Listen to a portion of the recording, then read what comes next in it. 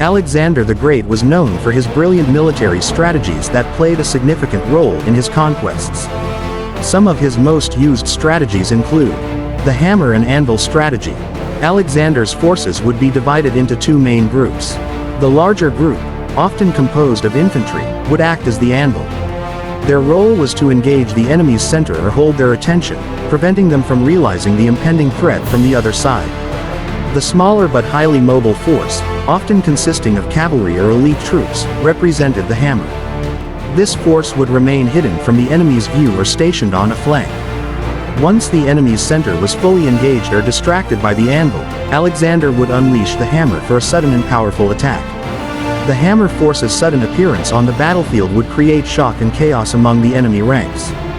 The element of surprise was crucial, as the enemy would not be prepared to face an attack from multiple directions.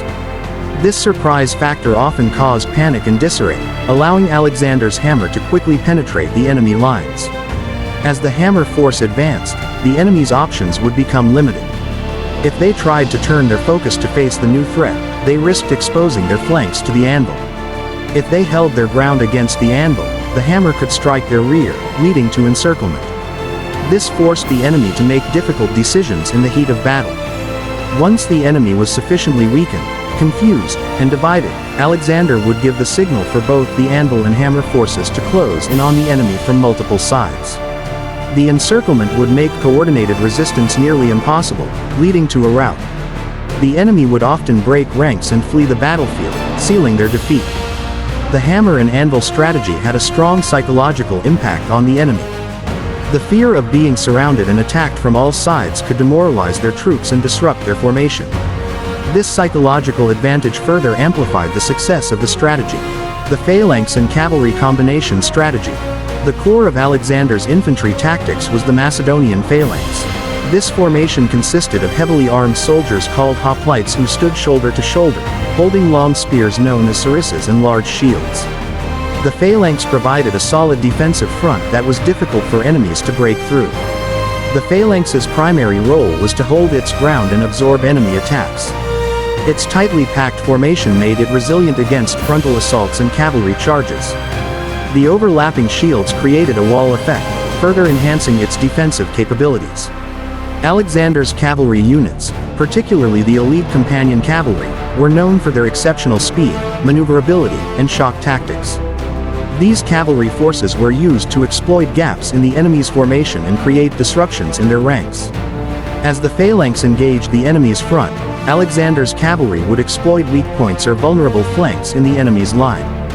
They would charge into the sides or rear of the enemy formation, disrupting their cohesion and creating chaos. The cavalry's charges were intended to deliver a powerful shock to the enemy, breaking their formation and causing confusion. After inflicting damage, the cavalry would often disengage and retreat to regroup for another charge. This hit-and-run tactic prevented the cavalry from becoming bogged down in prolonged combat.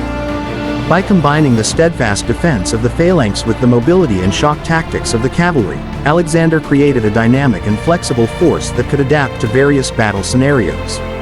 The phalanx's defensive strength provided a solid foundation, while the cavalry's speed and agility allowed for rapid shifts in tactics. The success of this strategy depended on the precise coordination between the infantry and cavalry units. Alexander's keen understanding of timing allowed him to unleash cavalry charges at the most opportune moments, exploiting weaknesses in the enemy's response. The sudden appearance of cavalry charging into their ranks could strike fear into the hearts of the enemy. The shock and chaos caused by cavalry attacks often led to disarray, allowing the phalanx to push forward and capitalize on the confusion. Dividing and conquering strategy. Before engaging in battle, Alexander would carefully assess the enemy's forces, terrain, and potential vulnerabilities. He sought to identify weak points in the enemy's formation, communication, or strategy that could be exploited to create divisions. Alexander often used a portion of his forces to create diversions, distracting the enemy's attention and spreading their forces thin. These diversions would draw the enemy's focus away from their main defensive positions, making them susceptible to attacks from unexpected directions. Once the enemy's attention was divided, Alexander would launch targeted attacks on different segments of their forces. By attacking multiple points simultaneously, He aimed to fragment the enemy's formation and prevent them from concentrating their strength against a single threat. As the enemy scrambled to respond to the multiple threats, they would be forced to constantly realign their forces. This disrupted their cohesion and coordination, making it difficult for them to mount an effective defense or counterattack. Alexander's forces often targeted the communication lines between different sections of the enemy's army. By disrupting their ability to convey orders and coordinate actions, he sowed confusion and hindered their ability to respond strategically. Once divisions were created, Alexander would capitalize on the isolated nature of the enemy's segments.